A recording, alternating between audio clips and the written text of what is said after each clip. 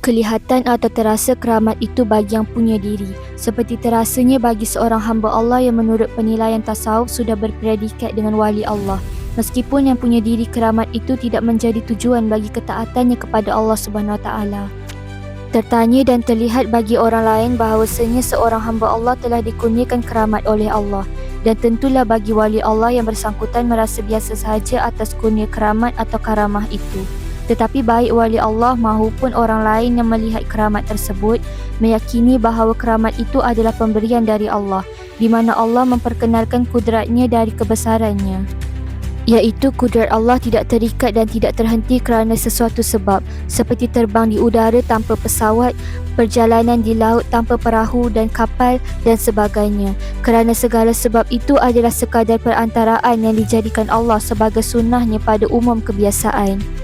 Justeru itulah kita tidak boleh berpegang kepada segala sebab-sebab itu, tetapi kita harus berpegang kepada Allah Subhanahu Wa Taala yang menciptakan segala-galanya, baik melalui prosedur sebab-sebab yang dikehendaki olehnya ataupun tanpa melalui itu.